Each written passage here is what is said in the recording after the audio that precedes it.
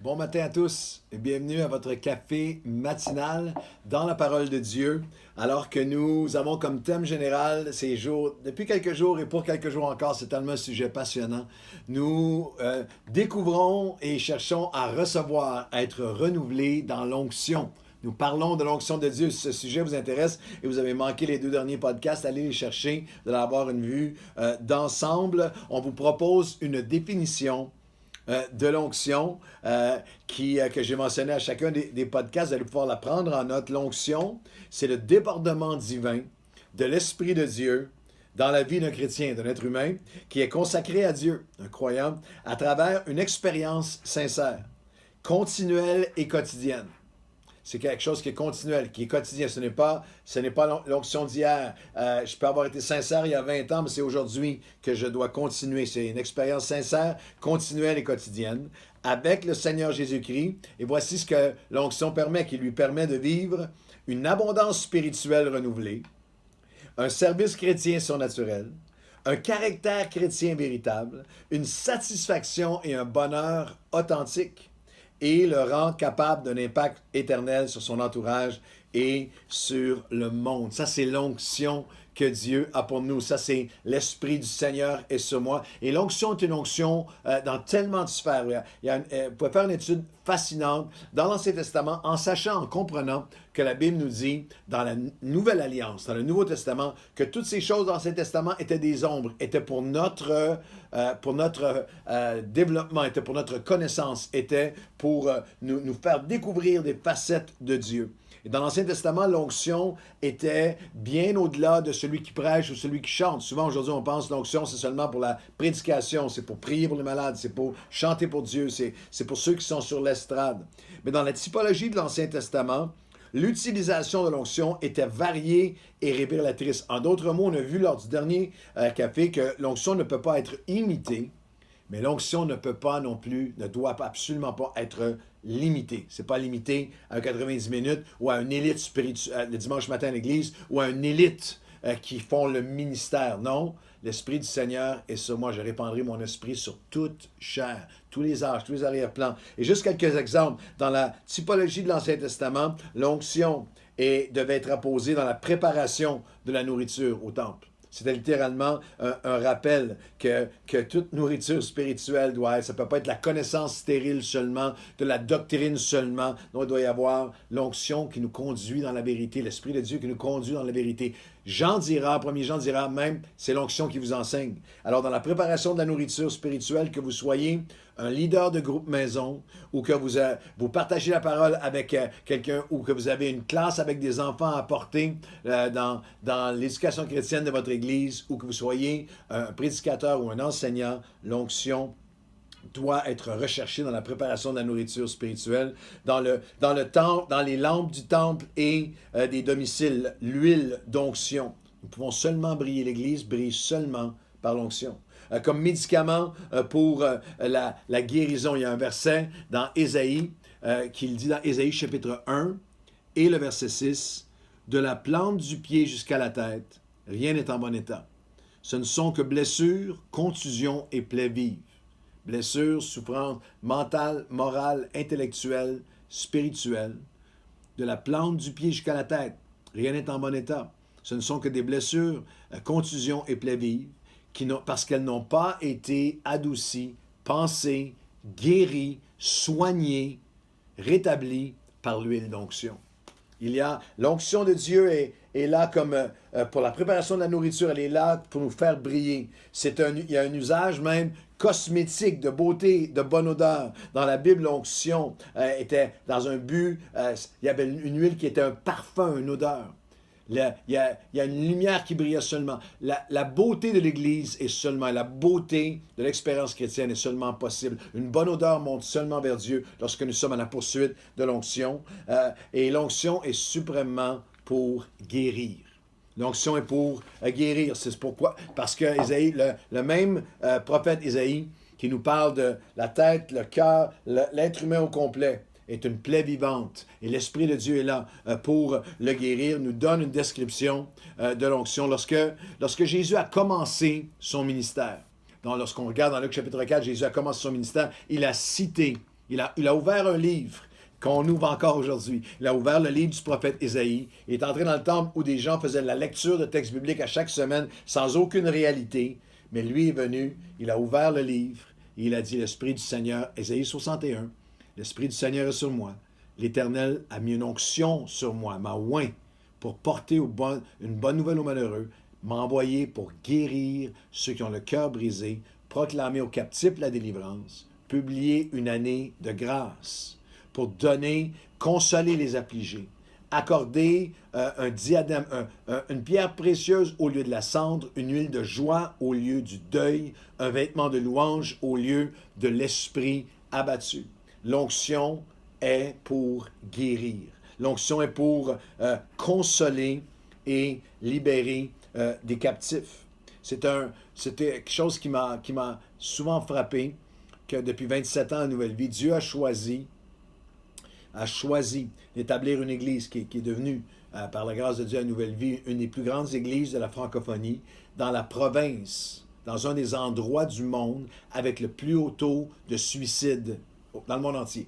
À chaque jour, dans la province de Québec, il y a entre 3 point quelque chose, 5 personnes qui s'enlèvent la vie, un nombre encore bien plus grand qui font des tentatives de suicide. Les spécialistes, psychologues, sociologues ne peuvent pas trouver d'explication. C'est quand même un endroit où il fait bon vivre, où il y a une belle qualité de vie, mais il y a un désespoir dans l'âme. Il y a un Ésaïe 1:6.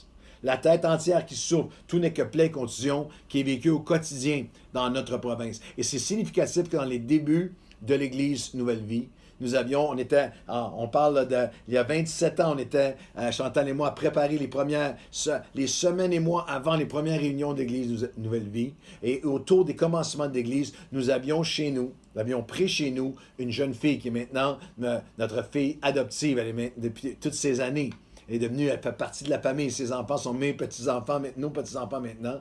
Mais une jeune fille qui avait fait plusieurs tentatives de suicide. Et alors que on alternait entre aller préparer des messages, aller préparer la réunion à l'église, nous avions dans notre maison une jeune femme qui avait besoin d'être consolée, qui avait besoin d'être guérie, qui avait besoin de cette onction, qui avait besoin de l'Esprit du Seigneur est sur moi pour apporter une bonne nouvelle à celle qui est en train de crouler dans le malheur, à celle qui a besoin d'une huile de joie au lieu du deuil, d'un vêtement de louange au lieu de l'esprit abattu.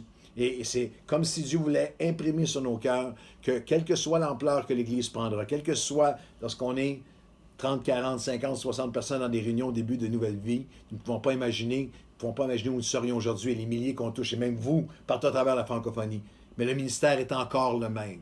Il est par l'onction, et l'onction qui guérit, afin que nous puissions communiquer une bonne nouvelle. C'est une des pires aberrations modernes que dans certains cercles et dans de larges segments de l'Église, les églises les plus pentecôtisantes, les plus charismatiques, les plus parlant de l'onction et de l'esprit, soient des églises où il n'y a pas d'âmes sauvées, où il n'y a pas de gens qui sont transformés, où il y a peu de croissance, où il y a une stagnation ou une régression du nombre de personnes qui viennent à Jésus. Si je dis onction, dans certains cercles, les images évoquées sont des images entre nous, entre chrétiens, de chants, de louanges, de toutes sortes d'expériences spirituelles. Je vais vous dire qu'une des plus grandes et plus puissantes manifestations de l'onction, c'est des gens qui sont touchés par l'Esprit de Dieu, des gens brisés, démolis, déchirés, qui viennent jour après jour être guéris par la grâce de Dieu. Je vais lire un passage dans Ésaïe 61 qui dit, et on va développer ensemble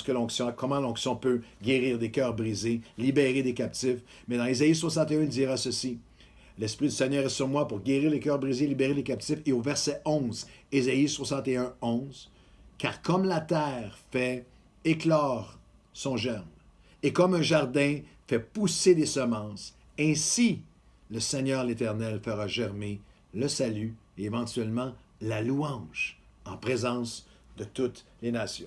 Nous ne présentons pas un mysticisme qui est une formule magique, qui est un instantané, mais nous avons, après toutes ces années de ministère, nous avons cette absolue, pour l'avoir vu dans la vie de milliers, cette absolue assurance que comme on plante une semence dans la terre et qu'il y a un germe qui prend place et que cette semence devient salut et que le salut devient un sujet de louange, l'Esprit de Dieu peut et veut, l'onction de Dieu peut et veut guérir ton cœur brisé.